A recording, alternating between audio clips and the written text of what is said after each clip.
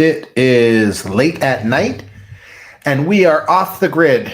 And while I cannot vouch for anything else going on in the world, I can vouch for those two things. And we'll give we'll just ramble on and give everything else a shot. So here we are, Sunday night. This was a look in today, earlier today. This is a good example. As you could see, our solar shed, where we both produce our power and store our power and send it over. We've an underground cable that we buried that comes to our house. So conduit, I guess, if you will. So that's our solar shed. That's the gray sky this morning, probably about 9 o'clock in the morning. But then we started producing power. So what does that look like when we start producing power, you ask? Well, let me share. So here we go. This is pretty recent. This was, as you could see by the timestamp in the upper left-hand corner, we're looking at 10:49, so maybe like 20 minutes ago. And we're sitting at 58% power, which means we made pretty good power today. Sun actually did come out. We made power. You can see even on this home page here, we made about 25.8 kilowatts. So you could see it right, grid outage, network setup, energy, and right under energy, you could see what we generated. And that's before getting into the deeper analytics of the app. And this is just the app on our phone that we use when we need to check our power, which is daily, several times a day. We end up doing this. And we end up going into our usage and seeing what the usage was. So today, for instance, here's what we used, 24 kilowatt hours. And I'd say that's pretty standard. It's pretty average for a New England winter, even a little bit higher, maybe 31, 32, 33, even to 35. It's not atypical for us to run a little bit of heat, do a little bit of cooking, run the oven, and those heavier appliances, the HVAC unit, the electric stove, those are the bigger draws for power. And so it's not unusual for us in the wintertime to hit 24, 30, even 35 kilowatts. So today we were at 24. I think I checked back over the previous days and looked, we were at 36. So just yesterday we were at 36 kilowatts. We used a good amount of power, and you could see maybe in the 12 o'clock to 6 o'clock hours, because it was Saturday, we did a bunch of cooking. So we definitely went through some power. Day before that, we were at 29.1. And I think we had a really light day previous to that. That was 14.5. We had a great day. We were conserving power. So we just really kind of used a lot less power.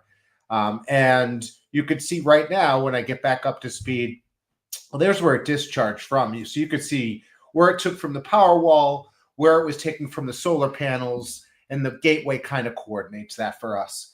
And then we've got, again, the total generated power and where it came from, or how we used it, what we stored in the power wall. And I think going back into, so I'll pause it here real quick. So you could see right now, literally, this was 10:50, 20 minutes ago, 10:50 p.m. We were using about 0.8 kilowatts for our house. And 0.8, that's typical overnight. So not quite a kilowatt. We'll say somewhere between half a kilowatt and 3/4 of a kilowatt will be typically our usage. So at night, and this is where you get into some, we could talk about the winter. We could talk about using our car to supplement and complement the power that we have. But at night, we've got to make it a longer period without daylight, without producing power. So starting now at about 4 o'clock at night and all the way rolling into past midnight and then really to 8 or 9 o'clock the next day, we're going to be without producing any power. So then you could do some math. You could say, well, if we're using 0.8 or if we're using 0.5, we could start with 0.5 because it's an easier number to work with. If we're using 0.5 kilowatts per hour and we've got, easily 12 hours, but let's say 4 o'clock to 9 o'clock is really, let's see, 4 o'clock at night, 4 o'clock in the morning would be 12 hours.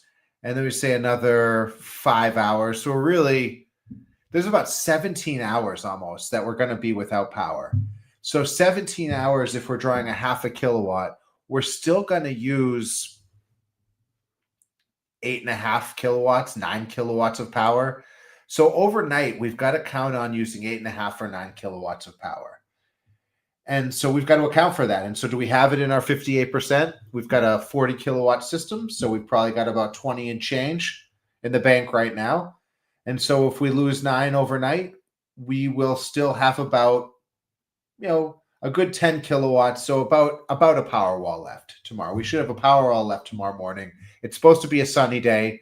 So we will get charged up, probably not charged up to 100%, but we'll get charged up enough to keep getting us through from night to night. But what do we do when we have to switch over? And this, I think, transitions us into a good conversation about vehicle to home versus vehicle to load versus vehicle to grid.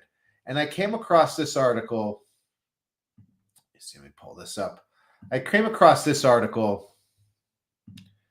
This was the made me look. Can an EV really power an entire house? Here's the deal.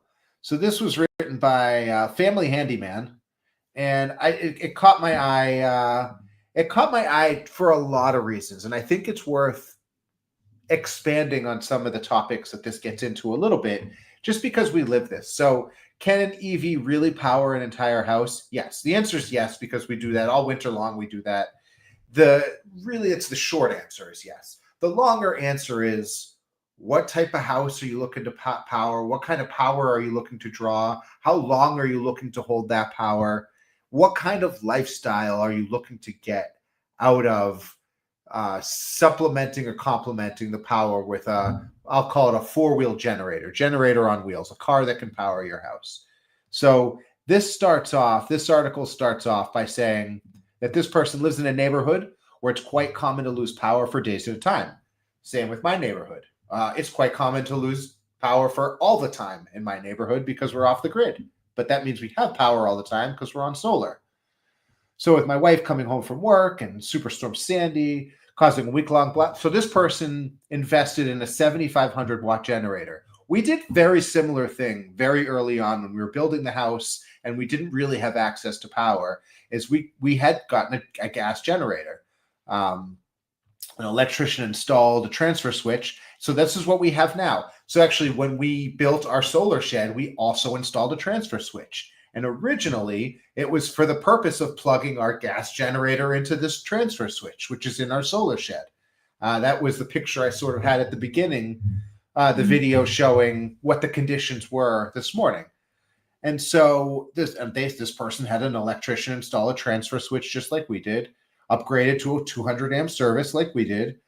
And because this person's stove and clothes dryer are gas fired, their generator easily powered their entire house. It's very similar to us. Our stove is electric. We have a dual fire stove actually there. Our stove top is actually liquid propane, and our stove itself, our range, is electric. And this person says that their generator easily, think about that, 7,500 watts, it's 7.5 kilowatts. So HVAC system is going to draw between 3 and 5, somewhere around that. And then you've got all kinds of other ancillary components, but nothing that's going to add up to it. Lights don't really add up to a lot. Internet doesn't add up to a lot. TV doesn't add up to a lot, little by little, but we're talking about in aggregate, maybe like half a kilowatt. So an extra half a kilowatt on top of maybe whatever you're running for an HVAC. So this person said, however, a relative recently purchased 2 new electric vehicles, and I began to wonder, could it be possible to use an EV as a generator to power my house? And again, the answer is yes, absolutely. We do that all the time. We use our Hyundai. I'll get into that, but I think this is the right conversation to be having. This is an exciting conversation to be having. So let's see. It says read along is what you would need, as a technical expert explains what you would need to safely use your EV as a generator to power your home. All right, so let's read along. How EV battery power works. So first, lithium-ion batteries that power the vast majority of EVs do not produce electricity. They only store it. See, this is where I kind of disagree. If the vast amount of batteries that are in EVs only stored power, how would they get the power to the motors? Now, I get it. Anecdotally, They're just the receptacle, and there are other components, electrical components, gateways and whatnot, that bring the power out of the battery pack and bring it to what's needed. The motors, the electrical interface systems, the entertainment, infotainment, HVAC systems. But in reality, to say that lithium-ion batteries that power the vast amount of EVs only store power, it's not true. They just don't. They all have the ability to push power back to power something else beside an engine, beside electric motors. They just don't have the technological architecture, the electrical architecture to allow that to happen. But that's not the battery's fault. That's not the battery's fault at all. That's the manufacturer of the vehicle deciding not to allow that component to work. So each cell has a positive cathode and a negative anode separated by an electrolyte solution. When charging an EV battery from an external source, an electrochemical reaction occurs. Lithium ions flow from positive to negative through electrolysis, storing the charge in the battery as a direct current. So that's DC, the direct current. When driving, the exact opposite takes place. This is what I'm saying. So it obviously is bringing an inverter, and that's what it's saying. An inverter converts DC to alternating current. But in all reality, it's one package unit. I mean, even if it's not the same hardware, it all works together. So it says an inverter converts DC to alternating current, which is AC, which is the power we use in our house and the power they use in the car. That's the power you want to be able to have that clean energy to power an EV's electric motors, said Christopher Mywald, founder and CEO of Lectron. Well, that's great. Lectron is actually the adapter we use in our Hyundai to convert the power, to pull the power out of our Hyundai battery system and into our manual transfer switch and to power our house. And one thing that we did, and this is something that I would keep in mind, is that we actually, in our manual transfer switch, it's essentially like a secondary panel. So we took, instead of taking one side or the other of the panel and having the car having to choose to power one side or the other, we took that one box with a left side and a right side, and we channeled it all into a sub panel in our solar shed, which powers all of the breakers. So it does power our entire house. But you do need kind of a sub panel to do that, or additional panel to do that. Let's see. ASE Master Technician Tom Diamond explained that electrolyte is often overlooked in the charging process. Electrolyte maintains chemical stability. I can't get into chemistry. It's too late to get into chemistry right now. I'm sorry. I'm glad you do it, Tom. Keep it up. Keep up the great work. It's a liquid solid state gel polymer. And I think we're trying to get into solid state batteries. I think that's the end game here. And I think we probably will end up with solid state batteries sooner than later. It says new battery technology will extend the life range and the EV's ability to maintain a charge longer in different operating and weather circumstances. I can vouch for that right now. We are losing percentage efficiency in both the lithium ion batteries of our car, our Hyundai Ioniq, and our home, our Tesla Powerwalls. We lose, I would say, start to lose 5, 10, 15% of the efficiency in our batteries, in our battery storage over the wintertime, just because of the cold weather. The cold weather definitely diminishes the efficiency in both the vehicle and the home. Bidirectional charging allows electricity to flow in both directions. So what is bidirectional charging?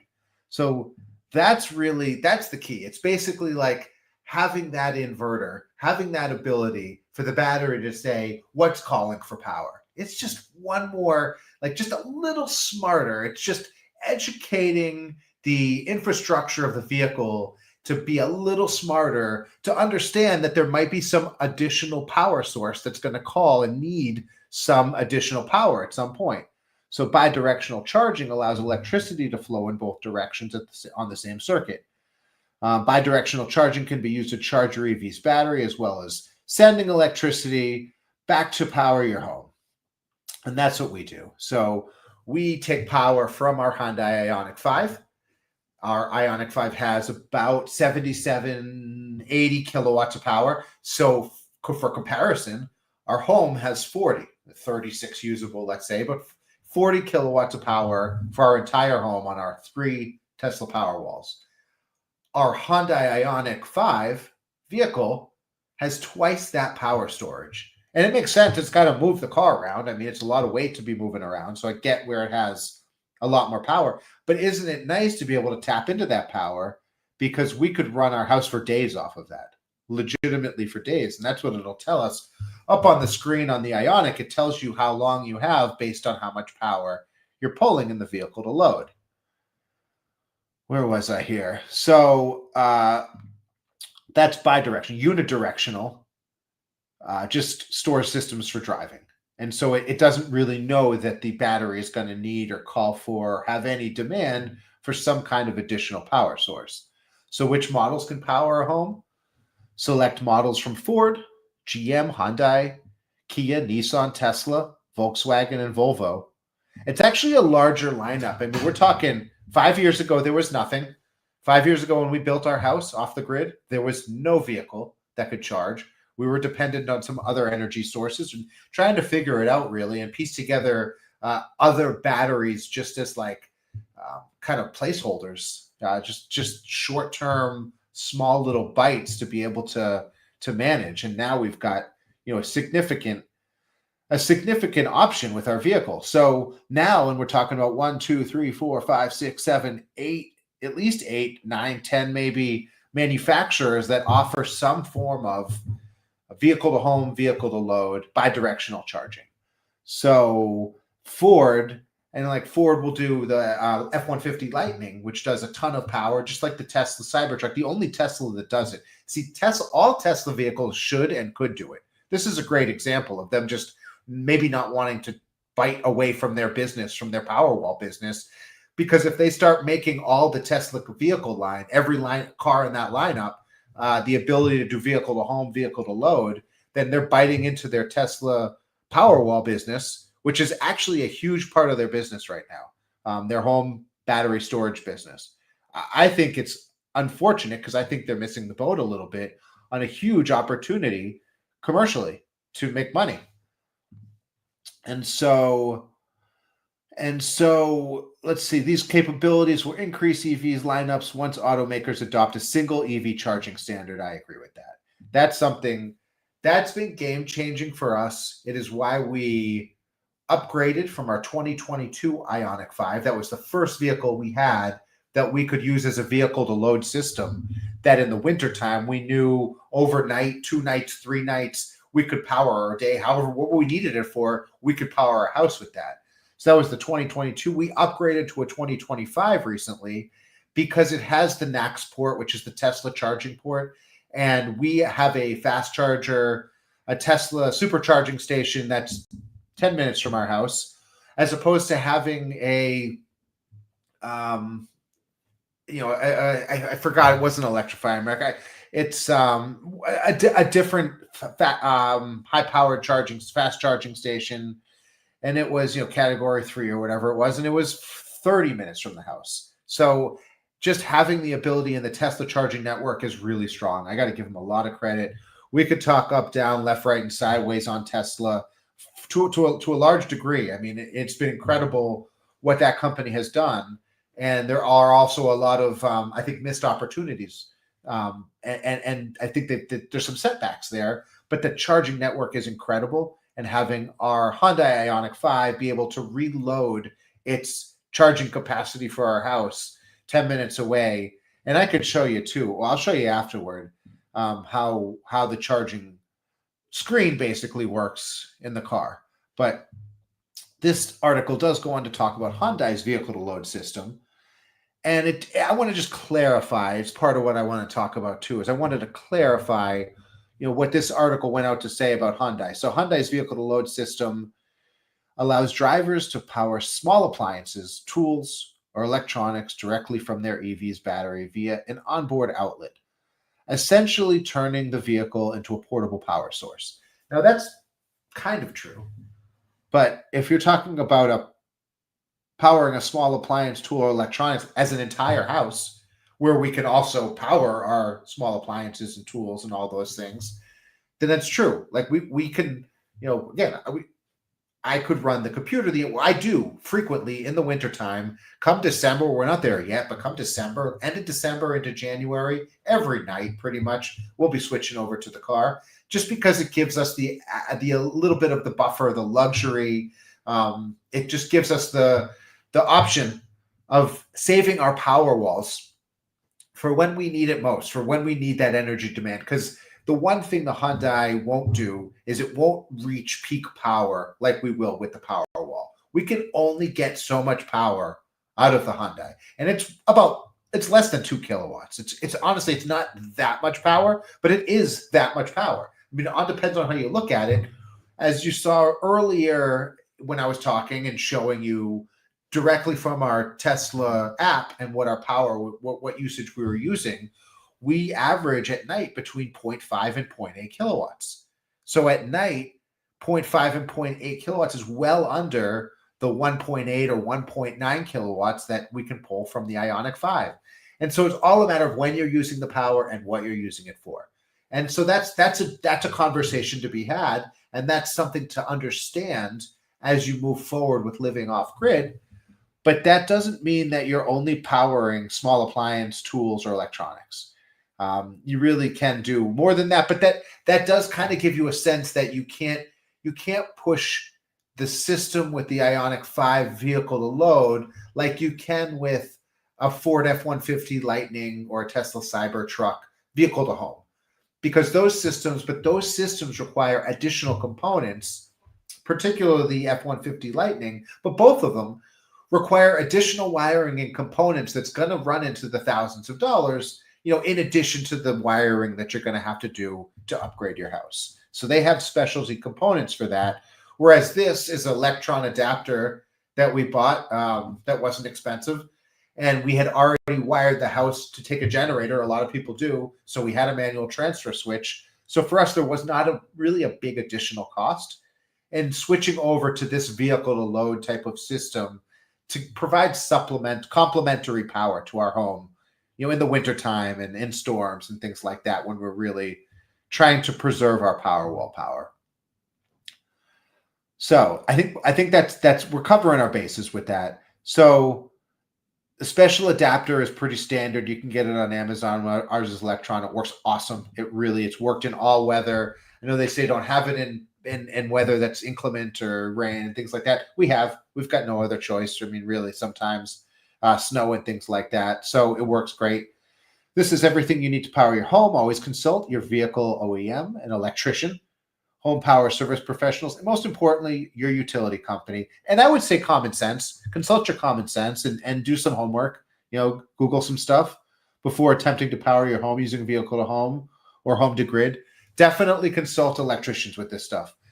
You want things grounded. You want things really buttoned up nicely, and you don't want to be zapping yourself with any high voltage.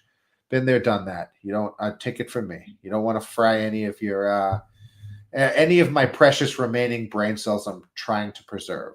So a compatible integrated bidirectional inverter is needed to safely isolate any bidirectional EV from the grid. So we don't have the grid, which is good. We eliminate that. But if you do, you definitely want to make sure the electrician is properly wiring and grounding your system. Let's see, Flesher added that to allow the grid to stabilize, some utility companies and local municipalities require an ATS to modulate or wait up to 15 seconds before switching back to grid power. That's just a delay. If you're switching from off the grid to your vehicle to power your house, basically saying to switch on and off, there may be like a 15-second delay, like a radio cuss word delay. I guess that's what it would be similar to. Or like on CDs, old CD players used to have like a buffer, a skip buffer. It's not a DIY installation. I agree. It's not a DIY installation. So that's basically it. I think that cuts to it. It depends. There are several levels of stepping up to provide power to your home with a vehicle. And I think there is a very basic level with a Nissan Leaf or a Honda Ioniq 5 or any number of the more standard vehicles right now that are doing vehicle to load, where if you can work with an electrician to wire your home in a simple way, where you can have a manual transfer switch, which is just a separate box with a little switch that has a lockout, so you can't be a dummy like me and mess it up. If you have to turn one off to turn another one on, so you have to shut the power wall power or the electrical grid power off before you turn your supplemental complementary power vehicle power on, and then it'll pull the vehicle battery power into your house through the manual transfer switch and the sub panel, and it'll power all of the electrical components that you've hooked up to that. So anything that is on the breaker panel, that's hooked up to your manual transfer switch. And I think it's a really great way to do it. I think that's more and more as manufacturers are starting to integrate this technology into their vehicles, this is going to be a great resource for power independence and for managing energy challenges, storms and emergencies, and just generally being equipped to move power around in a more democratic way, I think, in a more empowered way for people to have control over their own power sources. So that was my long made me look. Now, do we want to go into a food for thought? I totally could. That was a long maybe. Oh, and I wanted to show you one other thing real quick. I could show you two other things. There's just me on the tractor. We'll take a refresher break. We need to talk about electric tractors too, because it's something that hopefully down the line we end up being able to get our hands on is an electric tractor. But I'm grading the road right now, so I love rumbling down. But in terms of charging our car, so here is our car charging with the same Tesla app. When we check the power for our home, that same app that we use, it's what we need to go into when we charge our Honda Ioniq 5 at the Tesla supercharging station. So ours will come up. You can see the station. It comes up. This was after we charged, and it just gives you a sense of, I think, just how much it costs. Charging stopped at 8:42. Did I even take a good? I don't even know. So yeah, see that's going back to the basic app. And so there at the bottom of that app, if you go charge your other EV. So if you go into charge your other EV, I took a terrible video on this. I'm gonna have to go back and do another one. But you can see at the bottom of it there, it says charge your other EV, and then you can go in and you can see, there it is, 80%. So I got the car up to 80%. It was $32, 92 kilowatts. That was the charging rate. I think that basically was like the average rate of speed that it got delivered, which is pretty fast.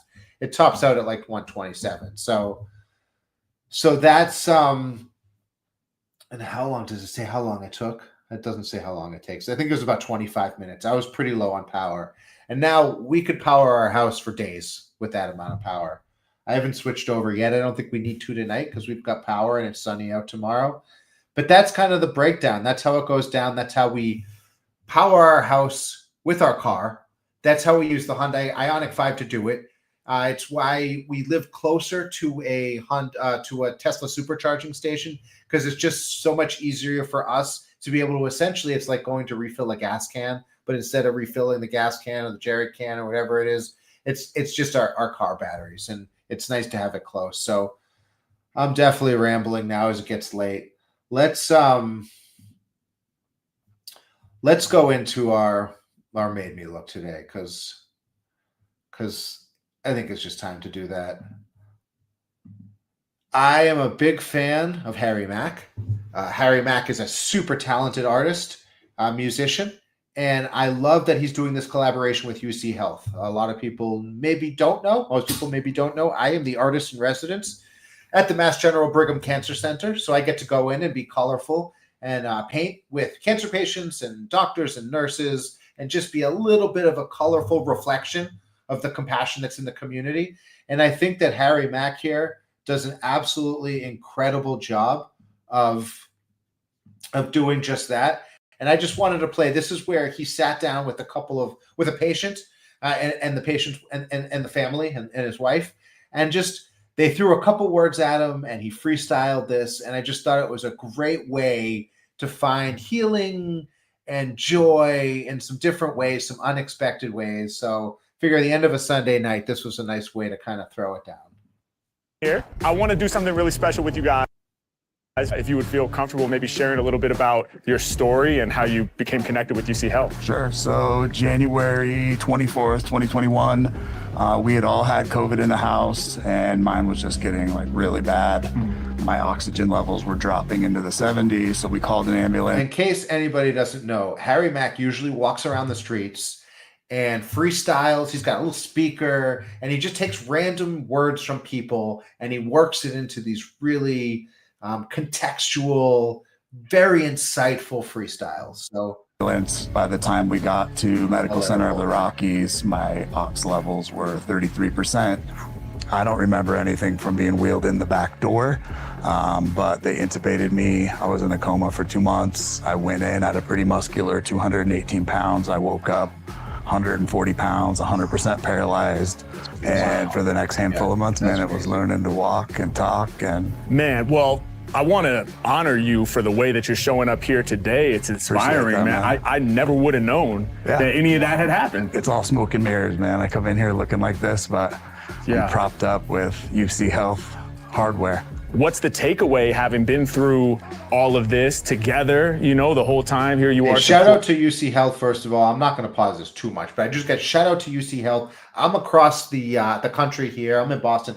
I get care and treatment here at hospitals here, and man, compassionate care is incredible. And people who care and take it personally are life-changing. And as an artist, if there's any ways we can give back, it just feels so natural to wanna provide some kind of momentum and benefit and positivity and joy. So again, I just shout out to Harry Mack on this. I really reporting through all of this. What are the takeaways for you guys? For me, it's like going into it, the foundation of our marriage and our love was so strong that, like I made for her one time on Valentine's Day, this blanket that we call Lovey. She thought she lost it, so I made her another one. So we've had 2. And then when she was able to talk to me before they intubated me, I told her that I wanted us both to have one. And so she brought it to me and had it there with me the whole time. Beautiful. And she did some cool things. She had this picture frame that had digital photos rotating in my room. Yeah. The healthcare workers were watching so many people pass away and not pull through to see photos of my life and my marriage and my kids and my dogs and all of those things. Like I kind of became more than just the guy in room 7, you know what I mean? Yeah, that's awesome. I never met you, man. They said less than 5% chance of survival. Oh my God. And the doctors were amazed at his recovery. And they needed that at that time, you know what I mean? They needed to see this person who they thought had no shot all of a sudden pull through. Yeah. And then they see me back in the hospital. I'm walking, I'm talking, I'm looking strong again. It's a good reminder to all of them, because they're underappreciated, the stuff that they do for sure. Absolutely. Yeah, absolutely. Well, it's amazing, guys. Your story is so inspiring. Everything you've been through and the love and partnership that you guys share through all of that. I want to do what I can do to, send some energy back to you guys. For it, man. If you all have some, words or suggestions. My son, I think for him, it really taught him some self-sufficiency. So that was his word. Self-sufficiency. Yes. Self-sufficiency. And first of all, you thought of your son first, man. Good man. I'm rooting for you. I was rooting for you before this. I'm rooting for you even more now. You look like you're doing great, and I hope you keep that momentum going. And the energy between the two of you is just love that. And then my daughter, resilience was hers. And for me, it's durability. I'm also a stage 4 cancer survivor 20 plus years ago. Wow. But durability in our marriage, and then faith is her word. Self-sufficiency, resilience, durability, and faith. Good word. Yeah. We ready? Yeah. Let's do it, y'all. Let's do it. I'm ready, Harry. Okay, yeah. Hey, yo, I hope you feel all these lyrics that I sent through. I can't even imagine all that you've been through. Man, to be here sitting right in front of me when life was challenging you and asking, yo, what's it gonna be? Yeah, hey, yo, your life is stretching longer. Now you up here looking stronger. Out here doing the impossible. The way that you was hopping over every obstacle and slaying the colossal foe of fear. Hey, yo, and now you sitting and you smiling, dancing right in here. Yo, this energy I'm feeling that's coming in my direction. Plus, I look at both of y'all, I feel that affection, I feel that love. Yo, we gon' get through it, and I'ma channel all of that energy through my music. Yeah, hey, yo, I hope that you listen to me. We demonstrate self-sufficiency. Yo, that word came from your kid.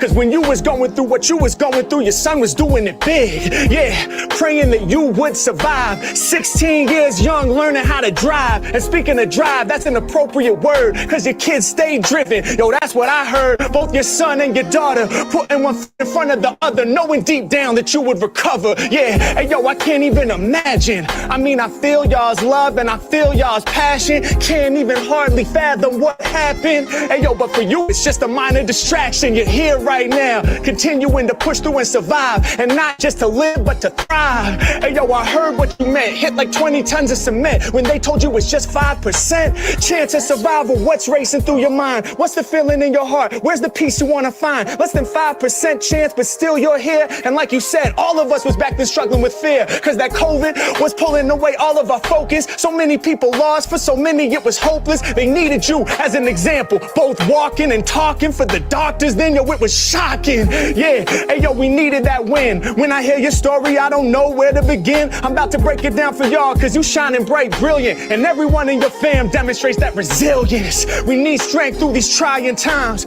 A little bit of peace, what we trying to find. I'm stretching with agility. I hope the people feeling me, and I can tell from what you've been through, you got durability for real. The strength, and we only getting stronger. So you know I gotta drop something dope on you for real. It's an honor. I'm feeling inspired. You lifting me higher. I grip the mic and spit out the fire. I break it down in this place. Throughout this life, many obstacles we face. Traumas from our past, we wish they could be erased. Hard to keep pace. How do we survive it? Yo, we gotta keep faith. Y'all know the deal, cause when getting through that insanity, we must maintain that faith in the family. We must find a way that we can rise above. We must find a way to hold on to the love. Yeah, I'm about to speak to you, Lovey. One blanket for each of you. Yeah, and I know that helped you stay hopeful. The digital display of all your life photos.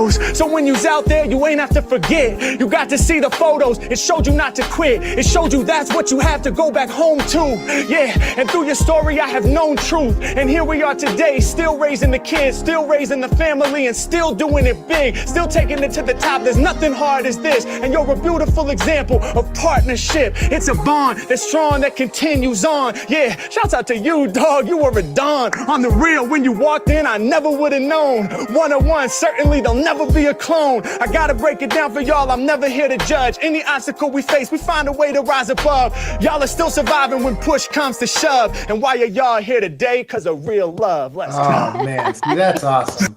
That's just so ridiculous to me. What else do I gotta say? You know, we all go through struggles. We all go through hard times. We all go through challenges. There is beauty to be had in all of it.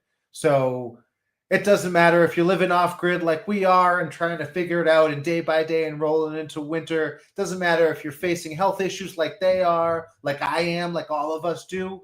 You got to find what gives you passion and joy and what gives you energy, and you got to roll with that. So, I mean, thanks for everybody who's tuned into this, who was watching this, who will watch this in the future. You don't got to subscribe to me, man. Subscribe to Harry Mack. Subscribe to UC Health. Subscribe to Mass General Brigham. Subscribe to yourself. Be good to yourself and the people around you, because we just got to take it one day at a time. And it's all good. It's all beautiful. We got this. So hope you have enough energy for your day inside and out. We'll talk about more vehicle to load, vehicle to home, vehicle to grid nonsense when I'm not tired and just kind of getting to the end of my day. But thanks everybody. Catch y'all soon.